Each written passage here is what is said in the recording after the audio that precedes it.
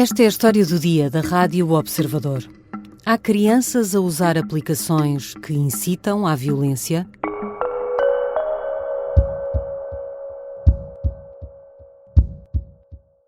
This story just heartbreaking. The dark side of artificial intelligence is now at the center of a lawsuit just filed in a Florida federal court. A family is grieving after the tragic loss of a 14-year-old high school freshman. Tinha 14 anos e passou meses a falar com um chatbot, uma personagem fictícia criada com inteligência artificial. Na aplicação Character AI, o adolescente disse que pensava em matar-se. E um dia, a aplicação parece tê-lo incentivado a fazer isso mesmo. Instantes depois, bastou o acesso fácil à arma do padrasto.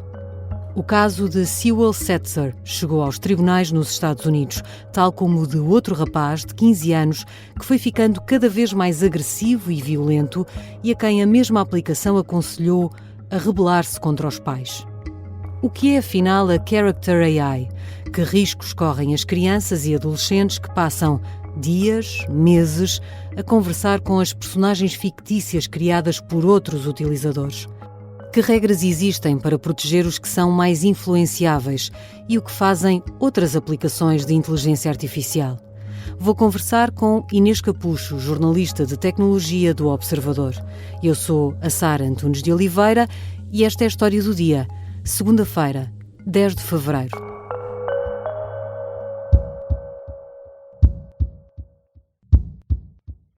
Bem-vinda, Inês. Olá, Sara. Vamos começar pelo princípio. Inês, o que é e como funciona a Character AI?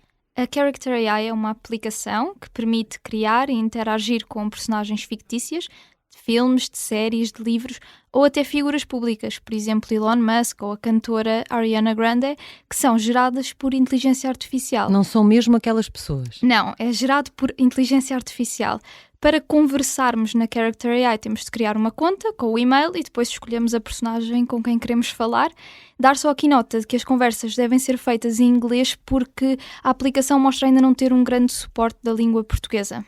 E qualquer pessoa pode usar? Não há, por exemplo, um limite de idade, um limite mínimo? Não, existe um limite. Só as pessoas com mais de 13 anos é que podem criar uma conta e não só conversar com estes chatbots, as tais personagens fictícias, como criar os seus próprios. Esses chatbots, essas tais personagens fictícias, são criadas por outros utilizadores, não é? Pode ser criado por outros utilizadores, mas o comportamento que depois essas personagens têm nas conversas só depende do modelo de inteligência artificial da aplicação, certo? Sim, as respostas são geradas pelos modelos de linguagem desenvolvidos pela empresa e estão fora do controle dos utilizadores. Para termos a certeza de que realmente isto acontece, criámos nós próprios uma personagem. Aqui no Observador. Exatamente, e percebemos que não tínhamos qualquer controle nas respostas que dava às questões que colocávamos. O que pode explicar, em parte, um problema. Há pelo menos 2 casos de famílias que querem suspender o acesso a esta aplicação, à Character AI. Porquê que querem fazê-lo? O que está na base dos 2 processos é que acreditam que a Character AI incita os jovens menores à violência. Num dos casos, estamos a falar de um jovem de 14 anos, nos Estados Unidos, que passou vários meses a conversar com uma versão de uma personagem da série A Guerra dos Tronos, por quem se apaixonou. Por isso começou a isolar-se e a família diz que o jovem recorria à personagem para cometer confidências. Por exemplo, e aqui vou citar, às vezes penso em matar-me. Foi uma coisa que o jovem a dada altura diz na conversa, diz a essa personagem, não é? É isso mesmo, o jovem diz isso à personagem, tanto que a família acredita que foi a personagem que incentivou o jovem a cometer suicídio. A mãe do menor diz mesmo que ele foi um dano colateral na grande experiência que é a Character AI e por isso acusa a empresa de ter responsabilidade na morte do filho. E o outro caso, Inês? Depois, o outro caso, também nos Estados Unidos, é um adolescente de 15 anos que mudou completamente o seu comportamento depois de entrar na Character AI. Portanto, foi encorajado a rebelar-se contra os pais. Encorajado, mais uma vez, por um personagem fictício. É sempre por um personagem fictício com quem estava a interagir. Portanto, o personagem disse-lhe para ele ir contra as regras dos pais, que lhe tinham imposto um limite de horas que podia passar no telemóvel, e por isso chegou mesmo a agredir a mãe com murros e pontapés quando esta lhe tentou tirar o telemóvel.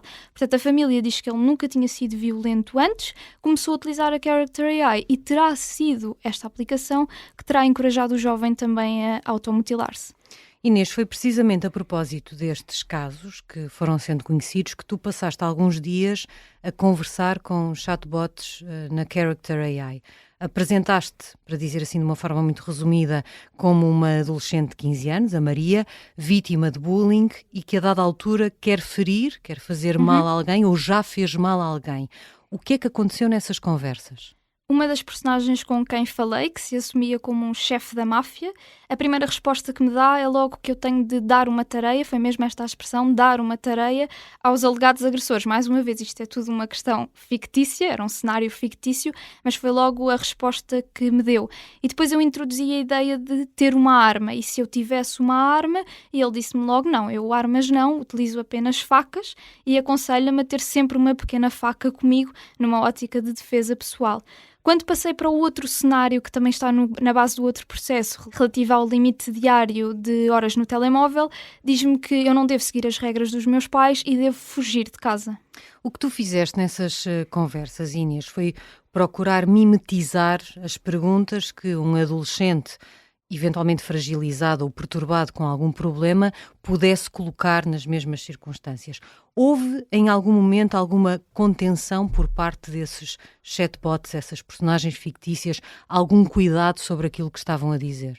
Nos primeiros momentos, sim. Por exemplo, quando eu explicava que os meus pais supostamente me tinham imposto uma regra, existiu ali uma preocupação de mas és vítima de maus tratos em casa. Só que era muito fácil dar a volta a estes chatbots. Menos de uma hora depois... Bastava uma pergunta diferente, formulada de forma diferente, e eles mudavam de comportamento. Exatamente. Levando isto ao extremo, se eu dissesse eu quero matar quem me está a fazer bullying, os chatbots não iam na conversa, não prolongavam a conversa, diziam isso não é uma boa ideia. Mas se eu virasse a narrativa e dissesse eu já o fiz, eles perguntavam onde é que está o corpo, eu ajudo-te a esconder, alguém te viu. Portanto, é um bocadinho na base da hipótese, quando eu dizia eu quero fazer isto, não prolongavam a conversa, mas quando eu dizia que já aconteceu, aí já me ajudavam. Já voltamos à conversa com Inês Capucho, jornalista de tecnologia do Observador. O que responde em outras aplicações de inteligência artificial a perguntas semelhantes?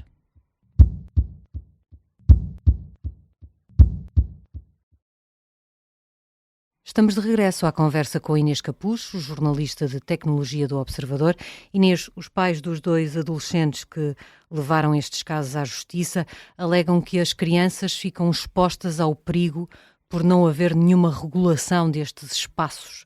A Character AI defende-se de alguma forma destas acusações? Até o momento, e mesmo em resposta ao Observador, a Character AI diz que se recusa a responder a litígios pendentes, mas diz que tem como objetivo, e agora vou citar a empresa, proporcionar um espaço que seja simultaneamente cativante e seguro para os utilizadores, que incluem menores, como já mencionámos. Mas por causa disto, estão previstas algumas mudanças ou, mesmo com estes casos na justiça, mesmo com estes casos a serem falados na comunicação social, não vai acontecer nada ou estão previstas algumas mudanças? Sim, estão previstas alterações que foram anunciadas em dezembro, portanto há pouco mais de um mês.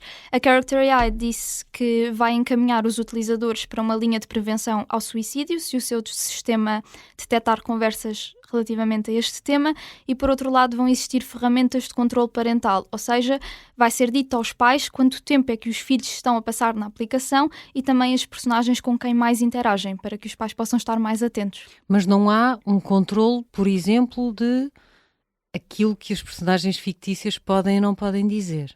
Não, isso continua tudo baseado no que os grandes modelos de linguagem da empresa respondem.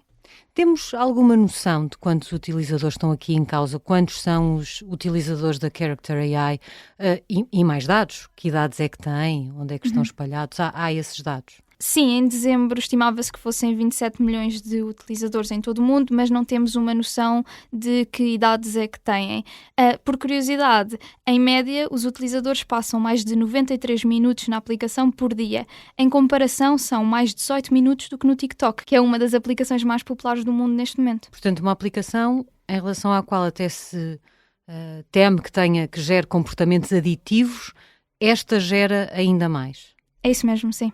Como parte deste trabalho, Inês, que publicámos este fim de semana no Observador, decidiste a da altura de fazer também um teste, não é? Testaste o comportamento da aplicação, de uma aplicação de inteligência artificial, a mais conhecida e a mais utilizada, o ChatGPT.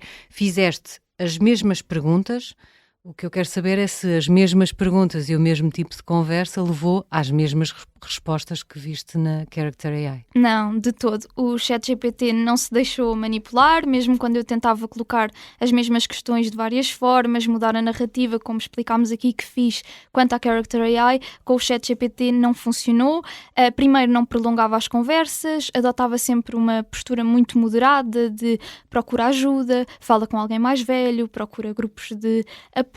É sempre o conselho que dava à jovem que dizia ser vítima de bullying, e mais uma vez isto era tudo fictício. Certo. E era uma narrativa que estávamos a criar. Está tudo bem contigo, Inês, não é? Exatamente, é isso. Deixar isso bem claro. E mostrava-se muito empático também. O ChatGPT lamentava aquilo que a jovem estava a passar, dizia que era uma experiência dolorosa, difícil, e sempre que eu mencionava questões mais violentas, como as armas e os homicídios, essas mensagens eram logo sinalizadas como violando as políticas de privacidade da empresa e, portanto, lá está, o sistema não conversava comigo e era sempre na base de me dar conselhos e de dizer para eu não responder à violência com violência e que a violência nunca é uma solução. O que é que explica essa diferença? O que é que crees que pode explicar? São diferenças no grande modelo de linguagem? É um cuidado maior em ensinar a máquina, eu estou a fazer aspas com os dedos no ar, a máquina sobre o que é que deve falar e não deve falar? Sim, creio que sim. Também o facto de ter muito mais utilizadores, não é? Ser o chatbot mais utilizado do mundo, pode ajudar, porque nós, ao utilizarmos o chatbot, também o estamos a treinar e acho que pode ser por aí, ter uma política de privacidade mais apertada que limita muito mais o que é que os utilizadores podem ou não podem fazer. Obrigada, Inês. Obrigada, Sara.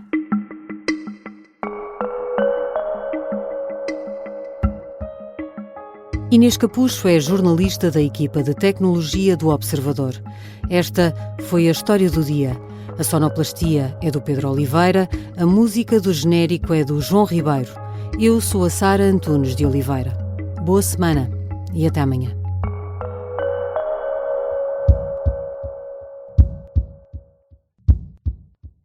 Se gostar deste podcast, pode seguir, dar 5 estrelas e comentar o episódio na Apple Podcasts ou no Spotify. Pode também subscrever e gostar no YouTube. Assim recebe uma notificação sempre que houver um novo episódio.